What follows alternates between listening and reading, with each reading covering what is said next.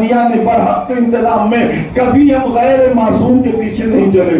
दुनिया नाराज होती रही, नाराज हो जाए, हमें इससे मतलब नहीं है। इसलिए कि हम नाराजगी अवाम की नहीं देखते, हम नाराजगी ईमान की देखते हैं। हक है, हक है, हक है। ये हो जाए तो हो जाए, इसलिए कि ये दुनिया तक है, उस वक्त तक है जब तक आपके पास ताकत है, दौलत है, इक़्तिदार है। जिस दिन आप फकीर हो जाएंगे दुनिया आपसे दूर भाग जाएगी। तो हम ऐसे जरूरतमंदों या गरजमंदों की दोस्ती के पीछे उस हकीकत को क्यों फरामोश कर दे कि जो हकीकत दुनिया में भी काम आती है और आखिरत में भी काम आती है। जिसके दरवाजे पर हम भीख मांगते हैं क्यों ना उसी को हम खुश कर ले अपने लिए।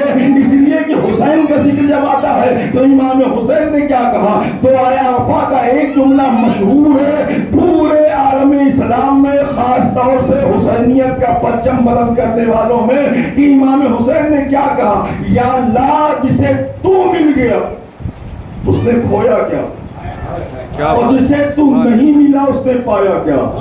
ये जुमला सिर्फ इमाम हुसैन के कहने के हक में था, इसीलिए और किसी मासूम इमाम ने नहीं कहा, न नबी ने कहा, न मौला अली ने कहा, न इमाम हसन ने कहा, न सैयद सज्जाद ने कहा, न मोहम्मद बाकी ने कहा। क्यों? अल्लाह के इस मासूम नुमाइंदे ने हजरत अबा अब्दुल्लाह हुसैन ने क्या कहा कि या अल्लाह तू जिसे मिल गया उसने खोया ही क्या, और जिसे तू नहीं मिला उसने पाया क्या।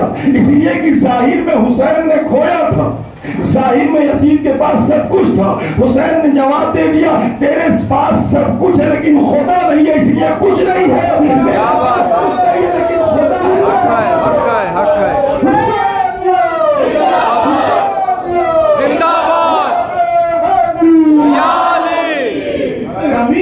ऐलान करना था कि दुनिया ये न देखे कि हमारे लोग शहीद कर दिए गए, मार दिए गए। मार देना, शहीद कर देना, औलाद का खो देना ये कोई मसला नहीं था। मसला सिर्फ ये था कि खो देने के बाद खुदा मिला कि नहीं मिला। अगर खुदा मिल गया तो सब कुछ हमारे पास है।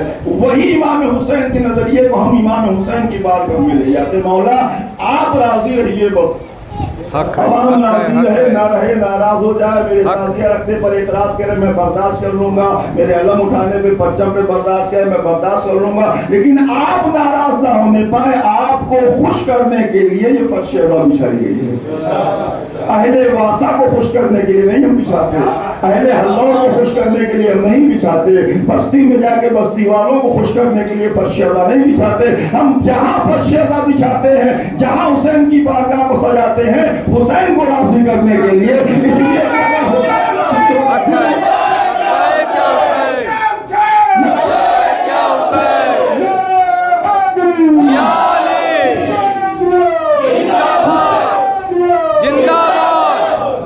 जवाब इमाम को राज़ी कर लेंगे तो फिर कोई मसला नहीं, बात खत्म हो गई। अब आप तनहा नहीं है, अकेले में भी एक लश्कर है। इसीलिए हुसैन का चाहने वाला कभी अकेला अपने को महसूस ना करे। जब हुसैन अकेले होके लश्कर बन गए तो फिर हुसैन वाला भी अपने मेयार और अपने सब के एतबार से लश्कर बन के रहता है लोगों के बीच। हम लोग कभी ये नहीं देखते कि कौन नाराज हो गया, कल राजी हो जाएगा।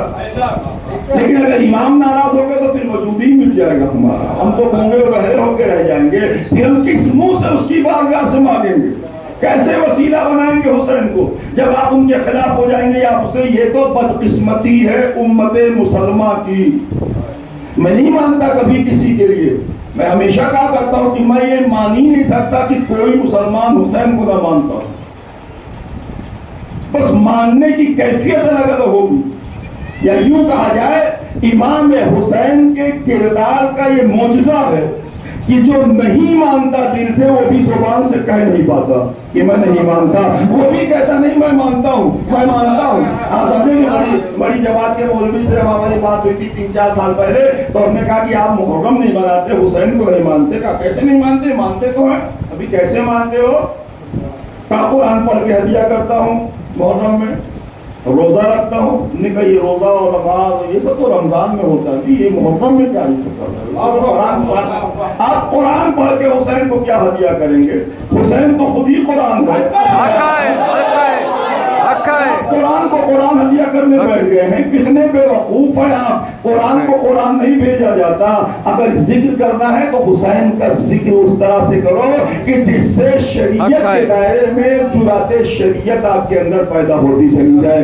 यही वजह है कि आज जो हुसैन का मानने वाला है और था, उसका जिक्र पूरी कायनात में होने लगा, पूरी दुनिया में होने लगा। क्यों होने लगा? इसलिए नहीं कि ईरान वाले बड़े अच्छे टेक्निकल पॉइंट पे जिंदगी गुजार रहे हैं, इसलिए नहीं ईरान की तस्करा लोगों के बीच में हो रहा है कि वो तो बहुत अच्छा उनके वहां मिसाइल बन रहा है। नहीं, इसलिए हो रहा है कि उन्होंने करबला की जुरात की किरण अपने अंदर ले ली है।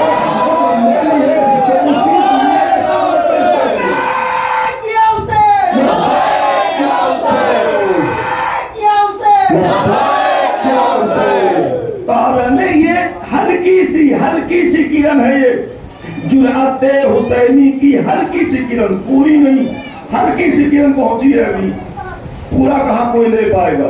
हल्का सा जज्बा हुसैनी जब ईरान के अंदर पैदा हुआ तो दुनिया जिसे सबसे छोटा मुल्क समझ के, कमजोर समझ के अवॉइड किए हुए थी, डिलीट किए हुए थी अपने वहां से, फिर उसी छोटे ने अपने को इतना बड़ा बना दिया। क्या आप जानते हैं, अगर सोशल मीडिया पे आपने देखा होगा तो ईरान के कमांडर ने जब भी बटन दबाया है मिसाइल फेंकने का, ऑपरेट कर रहा था वो कमरे के अंदर, तो दबाते हुए कह रहा है या अबा अब्दुल्लाह हुसैन। ये नहीं कहा या अली, या अबा अब्दुल्लाह हुसैन। क्यों? वक्त के सुपर पावर को कुचल देने का काम हुसैन ने अपने जमाने में किया था। इसलिए कितना बड़ा बादशाह बेताज